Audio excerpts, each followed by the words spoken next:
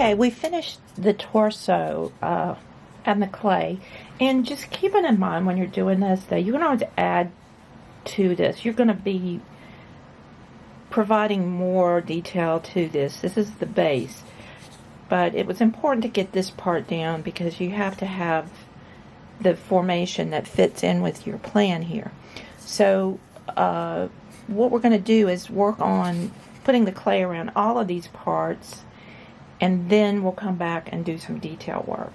So I just wanted to show you, we're going to be working on the arms and legs next, so I wanted to show you in the book, you know, this is how basic this is. You know, basically you're just doing an outline, and then we're going to come back and do the detail and sand it, and we can add clay to this. So this is what we're going to be working on in this video, and hopefully we will be able to get the basics down, and then we can do some fine-tuning later. So I'm going to leave this book over to the side because I want to look at this as I'm working. Hopefully I can get it to lay open, and we're going to set aside the torso for now and the head and just work on the arms and the legs. So the first thing we got to do is roll out some more clay. Okay, we used our kitchen rolling pin and our board, and basically just want to try to make sure we have enough to cover this arm. So we'll start with one of the arms and see how that works. I also have this spray bottle of water because the clay dries out pretty fast, so I always end up spraying it. It's also good to spray or wet the edges when you're putting them together. It helps them stick together. So I'm just going to look at this, sort of eyeball it, and then use my X-Acto to cut out enough to go around it. And you can just roll it over once to see, you know, how much you need, and then cut along the edge there. Now, keeping in mind, you know, obviously it tapers, so you'll need less down at the bottom. Also, the book suggested that part of the clay could be thinner near the wrist. So kind of keeping that in mind as I work on this, that I might have to thin that out just a little bit down at the bottom. So if you need to roll it first, I'm kind of gonna, you know, just roll it out a little bit just to make it just a little bit thinner, but I don't want to do it too much because, you know, you're going to be manipulating the clay, and when you're doing that, things tend to thin out anyway. One thing that I learned is you do not want to try to roll this to mold it. It just makes the clay get bigger around and makes it loose around the styrofoam. So you're really just going to have to squish it together with your fingers. And I just found like I could squish it up and pinch off any excess, or cut it off with scissors or whatever, and then just try to smooth it out. So don't make the mistake of trying to roll it to smooth it out. That does not work. Okay, so as you're getting it smooth, you know, keeping in mind too, you're going to be able to add to this or sand it off, but, you know, try to get it as smooth as you can, and then we'll be able to shape it based on, you know, how an arm looks later. But basically this is just a tube.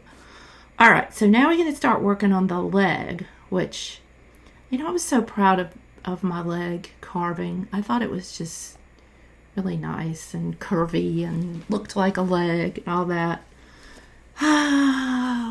But as you'll soon see, just like the torso, this styrofoam was too big.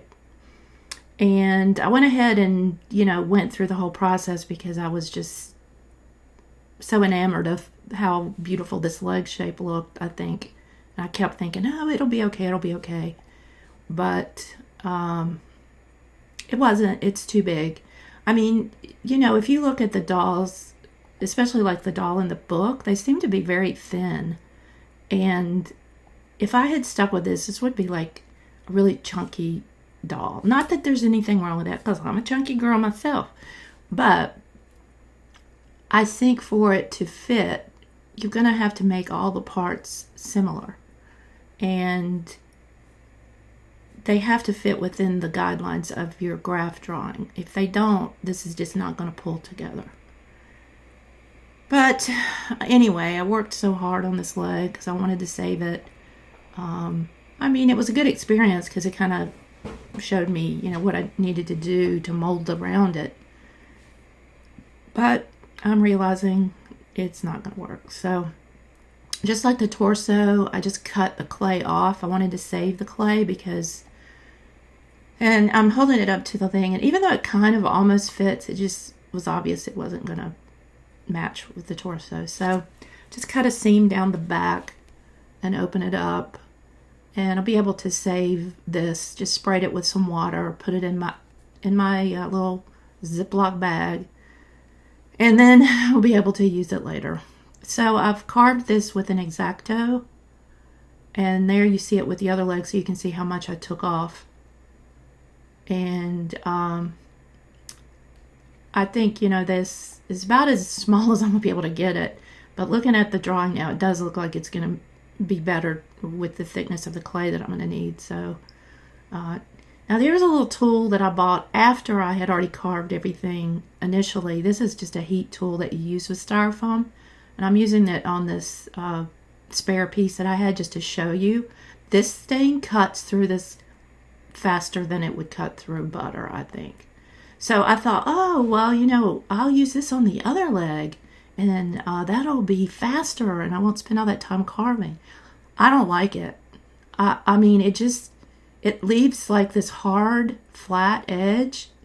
I really prefer just using a sharp edge to trim it. But I'd already started at this point, so I thought, well, I'll just trim it down, and then I'll go back with the sharp edge and smooth it out, which is what I did. But I think unless you're working on something much bigger, I don't think this is a really good idea. So take my advice, save your money, just get a sharp edge, use an X-Acto. Now the styrofoam does tend to dull the X-Acto really fast, so you want to have a lot of blades on hand. But yeah, I just decided to go back to the X-Acto. And those straight edges that I had for cutting clay worked well too, and you can actually sharpen those with like a kitchen knife sharpener. So I pulled out the clay that I had saved with my now new skinny leg, and just pinching it up to get that excess off, and cutting it off with scissors. And hopefully, you can keep the same thickness all around. You don't want to pull it too tight, or you're going to make some parts of it too thin. That edge, sharp edge right there, that's the best thing I've found really to work with the clay and the styrofoam. And if you just get a knife sharpener, you can sharpen it back up after it gets dull. So that came with that kit that I got for the air dry clay tools and the rollers. And I really like that. So that's what I'll be using from now on. It's really thin and sharp. All right, so finally got that leg done. That's gonna, definitely need some carving and adding some clay and some sanding to make it look like a leg, but it's all good. So the head, I just didn't even try to mold the head I had. I went ahead and carved a bunch off of the styrofoam because I was sure that it was going to be too big too at this point. So anyway, now what you're trying to do is, make this seamless. So I try to pull the clay towards the back of the head, like the front part of this styrofoam is pretty flat. That's where the actual features of the face will be. And then I'm pulling the rest to the back, and then I'll just cut off the excess and mold it together. And then the other arms and legs I just did off camera because it's just repetition at that point, and you've already seen it. You don't need to see it again. All right, so now we're just I'm using this metal tool, which works really good to help smooth things out, pinching it up, get the excess, and then cutting that off. You can always keep adding a little bit of water to the seams. That helps them seal and helps you to smooth it down. Now I did want to leave a hole opening at the bottom where the neck will be. I'm not really sure yet exactly how big that's going to be. I think it'll depend on the ball that I use. But I just did want to leave it kind of open because I think it'll be easier to make it wider. I didn't want it to be too wide. It's easier to make it wider later, but I just used my X-Acto and cut open that hole down at the bottom where the neck will be. And that's just I think it'll come in handy to have it that way when we start molding. Now, according to the book, you go ahead and do the features of the face, and then you cut the top of the head off. That's going to be a whole nother adventure, guys, because it says use a saw. Like, okay, what kind of saw? So I think I'm going to use a coping saw, because I used to use those when I was cutting metal for jewelry, and they have about probably the thinnest blade I can think of. And keep it in mind, when you cut it, you want it to be able to go back together, because that's how the head is going to be. It's going to have that opening so you can get into the mechanism of where the stringing is all going to come up through the neck. So you have to get to the inside of the head. You have to be able to get to the eyes, to put the eyes in and everything. But at this point, it's just going to be a blank head with a hole in the bottom. We'll come back and do the features. We'll have to cut out the eyeballs, because we'll be putting in the glass eyes, just like a real ball jointed doll. But at this point, I think it looks pretty smooth. That metal tool comes in handy. That's my favorite clay tool, so always have that by my side when I'm working with any kind of clay. So use that. It helped a lot. It works even better than your fingers. So we're winding this up now. We've got the head pretty much done. We're going to let these dry overnight, and then we're going to take a look at all the pieces on the graph paper next, and see how everything looks, and see if it looks like it all fits together. So that's putting the clay on the arms, legs, and the head. And there it is. Ta-da! Alright, so it's been overnight now. We've got all of our clay covered pieces. So I just want to take a look at how everything looks like it's fitting, and I'm really shocked that it actually looks pretty good.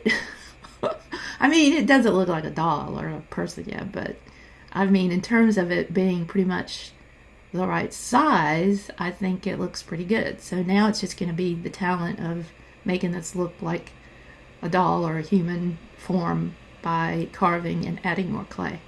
Anyway, hope you enjoyed this. Stay tuned for more in this series. Should be interesting. Bye.